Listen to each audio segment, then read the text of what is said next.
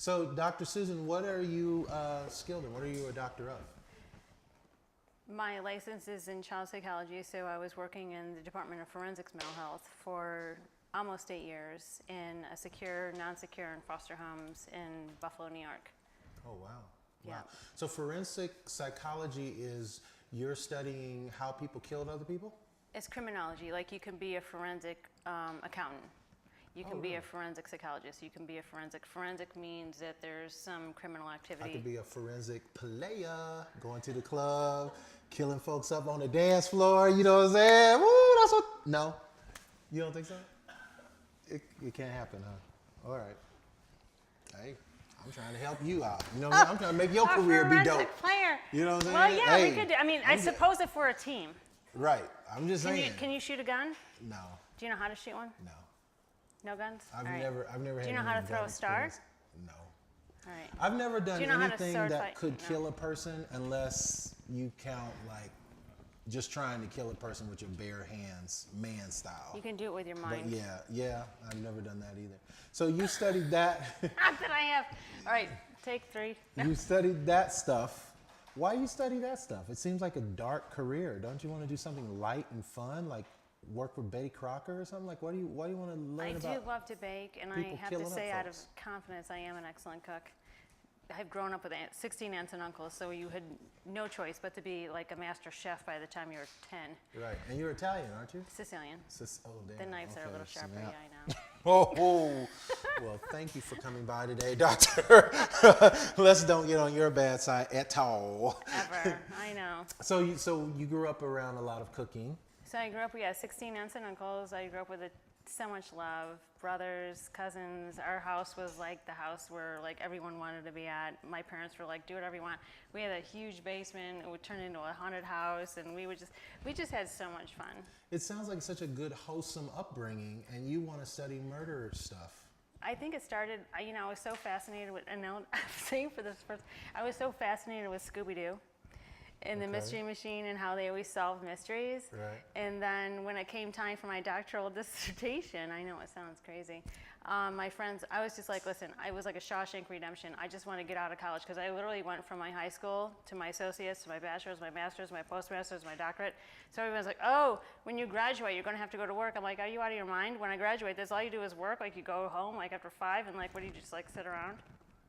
Right. So, so then I just became, so my doctoral dissertation was on at-risk youth, because my friends were like, why don't you write your doctoral dissertation on at-risk youth? You're always wondering why these kids are always getting in so much trouble. And then right when I graduated, I wind up, one of my friends was like, hey, there's this opening at this detention facility. I'm like, detention facility? Like, what's that? Where is that? What? Huh? And it was just seemed like a whole domino effect, and that has become my entire life. And that's what you want to do. It's not that it's what I wanted to do, it's what I feel like my purpose to do, and to make a change in the juvenile justice system. I think that like a person has an opportunity to do all sorts of things in their lives, and there's always that one person who makes a change. There's always that one person who is, the leader in a topic, or a leader in a purpose. And out of confidence, not arrogance, I feel like that's been my purpose in life. Wow. And you mentioned the juvenile justice system. Man, that thing is screwed up. Can that thing be fixed? Is there anything we can do about that? I mean, people are going to jail, and they're going to prison, and they're staying in prison for life it's messed up. Well, this country, the United States of America, tries to pose itself as being the land of the free. However, it's not. Right. So the United States incarcerates the most youth in the entire world. It incarcerates the most adults in the entire world. So are we really the land of the free? I would probably, on the topic of the juvenile justice system, say no, because once they take your body, they take your mind. So we've taken millions of lives, and we've taken millions of minds, and what have we done? We've corrupted the entire country, if not the world. And these people cannot get out of that system. Once you've been to prison, you can't get a job, you can't get so many things, you can't get yourself back into normal society. Would you agree? Or? Well, the thing is that, like, say you commit a crime, right? And if you see other shows that I've produced and directed, you'll see that, like, you have Benita Faye. you know, she was accused of murder.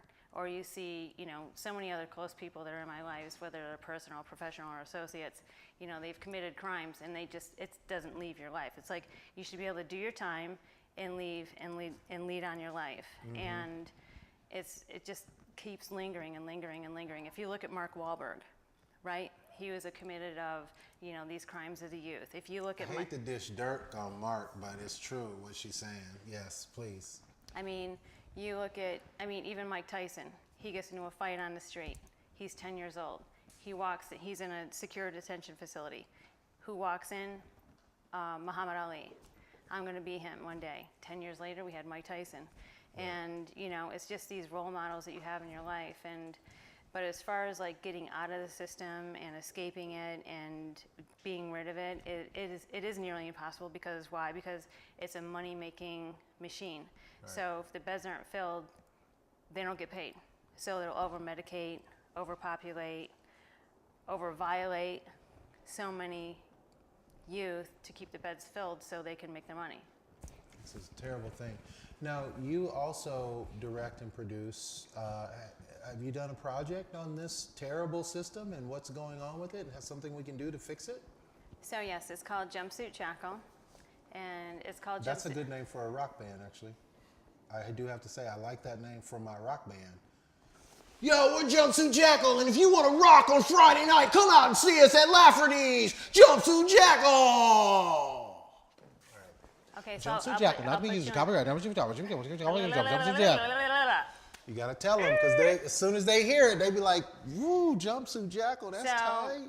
When I was in Dubai, I just basically taught myself how to raise. Whoa, when you was in Dubai? Oh, it's not a. You're struggling that hard, doctor? Shit is rough on you. Whoa. Yeah. Okay. Anyway, there was a global search. I didn't know I was for talking one to Princess Leia. That's all I'm saying. There was a global search for one person to work with the president. Anyway, it was a huge opportunity. Anyway, so while I was there was a film crew called Film Inc., and they also wanted me to produce their $56 million movie. So while I was there, I was like, hey, how do you write a screenplay? You need your own damn greeting cards. Go ahead. And so they're like, well, you just download this application on how to write a screenplay in 10 days. And I'm like, oh, 10 days, I can do that. So I wrote a screenplay called Jumpsuit Shackle. So, but was it good, though? Like, you wrote it in 10 days. People always say something like that. They'll be like, yeah, you don't write a screenplay in 10 days. Was it good, though, doctor? You don't write Would you see your own movie? That's what I'm trying to find out. Is it that good? Was it good? It was awesome. Is there a shower sequence in it? Shower? Yeah. There ain't no college girls in no shower ever in the whole movie? Well, there's a dance scene You with need me. to come to my screenwriting class, for real. I don't know what they buying in Dubai, but we'll talk about that another show. That's another conversation. There's a dance scene. No damn shower scene. You ain't got one shower scene? I have a dance scene. Dance, like in a dance club? Or in No, a like club? It's actually... Let me help you with your screenwriting. You know what I'm saying? We need some car chases. There is a car chase. There's a car chase? Yeah. Anybody get shot in the head and catch slogan after he gets shot? Yes, I had to do the makeup of all the blood going down. I did everything. What was the catch slogan? Catch slogan? Yeah, like after he shot him, He's dead after he gets caught by... He said something like, peanut butter don't always come with jelly. You know what I mean? Like, give him something, you know what I'm saying? Something to ponder when they leave the theater. Okay, so I shot the scene in New York, right? So I mixed up this big pot of like Caro syrup and blood, and I put it all over my mom. I put it all over my mom and dad's. Like, because it was a sexy laugh that muted that part. You did put it on what? So I had to mix up this fake blood, yeah, and I had to put, the blood scene all over, and I had to chase scene next to these railroad tracks. Yes. So I had to have Josh, blood all over his hands. Now we're talking. And so there was blood all over my mom and dad's front. It's a whole very, very large front porch, and it was freezing out. So it was like February, so it was frozen, and so this blood remained there for like a few days, and I just realized, like, wow, that's kind of ironic that like no one's thinking that there's... And anybody who knew you, just so you know, they're like, yeah, there's a bunch of blood on her lawn. She works in like forensic crime, some kind of thing, Who knows with that one? You know what I'm saying? So I could see how that would be a problem. But So yeah. my apartment in New York here, so the doorbell's ringing, like there's like police pounding on like all the doors, the windows, ringing all the doorbells. So I have this, and so That is so white. called Like, what it's is called- that? it's Sicilian. Isn't it? You're the movie. That's what you Right. need to make a movie about you. So what happened was Forget Dubai. You need a movie about you. it was like 9 police cars that. I shouldn't be laughing. It's not funny. Right. No, so it was like 9 police cars, and of course I'm home alone, and I'm afraid of everything. That's why I haven't not owned a home yet because I'm afraid to be home alone, right? So I'm in Say my. that on the internet. Hello. What in the world? We can't No, put that on the. sorry. I always walk around without my drawers on. When I'm at my house, I ain't got no drawers on. Is this thing on? Is this live? Oh. Hello. Snap. Ooh. Yeah, don't tell So me anyway, that. so the police show up and they're like, they wanted to know why there was all this blood on the front porch. And so when they rang the doorbell, I had the hair on the top of the head, you know, the flannel pajamas, and I'm like, oh, it's just a movie I was shooting. And they're like, And they said, okay, no problem. Sorry to bother you, miss. And let them go do that in Compton. Right. They're like, oh, sorry to bother you, ma'am. By the way, do you have any I'm like, muffins? we were just shooting a movie here like the other day, and they're like, mm-hmm. So Right. there was like more police show up in those big box trucks, and so it was like, Big box truck. Those trucks were there to take you away, dear. I That's know. what they were. They weren't just box trucks. but I That grew was up. going to I be grew your up future. next to a prison, Yes. so I knew how to like kind of sort of get my way out of it, and That's funny. I had to show them clips of the film and prove to them that it was a film. Without laughing, that it was like a is so- murder scene. You would think that them being cops, that they would just be able to know enough about actual blood Well, I to just show had to up make and a be few like, phone oh, this calls. isn't real blood. Okay, let's go.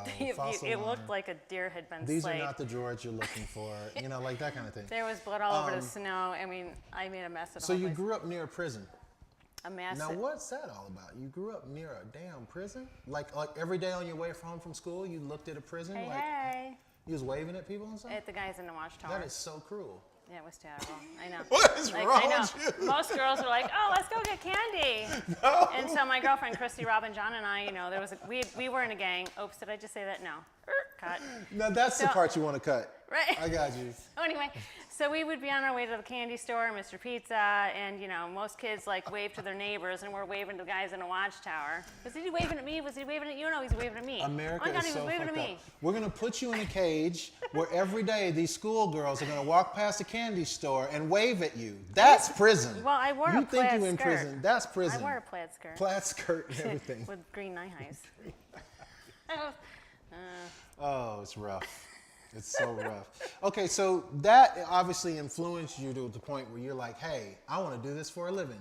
Well, the thing is that we broke into so many different places. We thought we were going to break into the prison. So we were going to disguise ourselves and break into the prison because we thought if we had accelerated ourselves between houses and churches, that we can just break into this prison and see what was on the other side of the wall. There's two things uncool about what you just said. Number one, you just gave your gang away, telling that you broke into all these places. I do not want you in my gang That's at all. okay. 'cause They you all went to can't my keep a TED secret. Talk. They You're were a all very snitch. supportive. And then number two, why in the hell was you breaking into a church? What are you planning to get out of a church? We were just Some Bibles? No, we were just looking around. You just wanted to, you couldn't look around in the daytime when it was open? No challenge. So you wanted to break into We a all church. think like men, act like men, without a challenge. What do you do? Nothing, right? That's a whole nother show, but I wouldn't be know. breaking into a church. Like, you seriously? No, we just walked in. It was. I mean, we just. took But the was it hinges- locked? Well, we just took the hinges off. Okay, so when you taking the hinges off we something, just you learned are how breaking to. We into learned how it. to take hinges off of houses, out of buildings, and we just wanted to look at stuff. Doctor, you are a naughty girl. So you were up into some stuff when you were young, huh? Yeah, and And we then- all should have wound up in solitary confinement, but we weren't. Because that's what this country does in 2018 is we put children into solitary She gonna flip confinement. it on the country. She gonna flip it on the country. No, And that's what we because do. you, but That's you were out what- of control.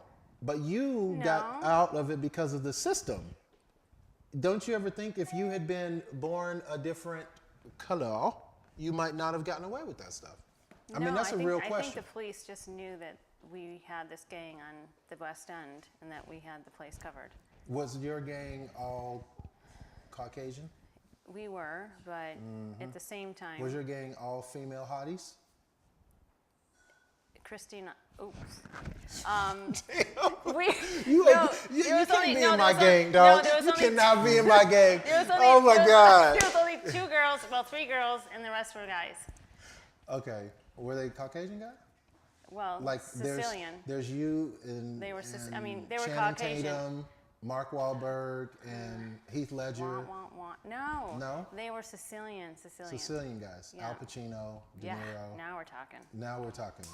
Yeah. Okay. Yeah. And so you guys were tearing it up, Jersey Shore style. No. And New never York got style. caught. Never got. No, as long as we felt like we knew what we were doing, then there's no reason to get caught. And so, on a serious social note, do you think, really honestly, like just between you and I and some cameras and people watching, do you think that it would have been different if you'd been a Latina? Doing the same thing, the same exact thing, but just with chili sauce. In our neighborhood at the time, no. Really? In our neighborhood at the time, no, because just like streets over, there was whether they're Hispanic, whether they're black, whether they're Mexican, and we all had these codes and these noises to make towards each other. I know it's weird, but we just watched Salt the other night. But it's just it was just an experience, and anything that we did was just based out of just childhood curiosity. We never took anything, we never stole anything, we never vandalized anything. We strategically took, whether it was the hinges off a door, we would put them back on, maybe the dog. Anyway, but other than that, it was just out of curiosity. Mm-hmm. But at the same time, when I was in forensics for those 8 years and someone would get charged for breaking into entering, I would just be thinking in the back of my mind, all of those times that we were doing the same things, we just never got caught. And so many times that children were being wrongly accused, wrongly imprisoned, and or imprisoned just for being in the wrong place at the wrong time. And that's a whole nother problem with school to prison pipeline. What is the prison pipeline? The school to prison pipeline it's like, for example, Susan Roski. She has recently retired. However, she was a chief over all of the district attorneys in Las Vegas. Mm-hmm. And I've had the amazing opportunity, not only to work with her, but interview with her and have her on my shows. And she would so many times, talk about these youth that would be, like, say, you throw a baby carrot, you're going to wind up in a secure facility. And once you wind up in a secure facility, listen, how many fights did I get into on the school bus and the playground? I would get in fights. Yeah, I got more in trouble for laughing. People would poke me just to get me in trouble. Sister Walter Ann, Susan, you're laughing again. You got to dust I would dust the library for a week, still laughing, recapping why I was laughing, still laughing, but I'm supposed to be punished. But nowadays, those kids are being put into secure facilities. Or Benita Fay, she was in a secure women's facility, had a 12-year-old sitting next to her in a secure women's facility prison for getting into a fight on a school bus. I mean, getting into fights and doing all these things that, children do, it's part of their maturation process, but we're just going to stuff it into, a box and throw them into a secure facility. And, if a youth says, I want to kill myself, do they really understand the ramifications of what they just said at 10, 12, 13? No, of course they don't. Do they understand what it means that, they have all these slices up and down their arms and, they're trying to kill themselves? But were they really trying to kill themselves, or were they just cries out for help because their families aren't really that supportive, or, their school's not that supportive, or their program that they were in just got cut because of funding? We don't know. Mm-hmm. So I only have time for one more question, and it's such a heavy question. Please think about it before you answer. What is your take, Dr. Susan Finnick, on police shooting young black kids? Well, I believe that any shooting is a wrong shooting, and I'm not really sure. I mean, any shooting is a wrong shooting, because whether it's a shooting against someone who they feel has violated a protocol or violated a law or violated anything in their life, I'm not sure if I know that shooting is never the answer. So to answer that question, I can just generally say that whether you're white, black, Latino, Hispanic, Mexican, Sicilian, French, Arabic, whatever, Muslim, whatever your nationality, no shooting, I believe, is justified. So I'm not sure if that answers your question. It totally answers my question. Hey, today on the show has been Dr. Susan Finnick on the Ace Micheals Show. I was so lucky to speak with her about all of her past criminal activity, it seems like. You just never know, man. I'm like a priest. They get on my show, they just start talking. Anyway, if you want to catch up with Dr. Susan. I talked about it in my TED Talk. It's just, the whole point of it was just to say that, when you're a child, sometimes you experience certain things. Sure. We all live our life, and you live and you learn. But, as long as you're not hurting anyone, spiritually, physically, mentally, or emotionally, then, we're good. And that is what's up. That's going to be on my new t-shirt sleeve. It's the Ace Micheals Show. Dr. Susan Finnick. Check her out on the www. And you know what I say, man? Live the life you love. Love the life you live. Thank you. Thank you. That's great. That was great. See? Great. That was fabulous. Dun, dun, dun, dun, dun, dun, dun, dun, dun, dun, dun.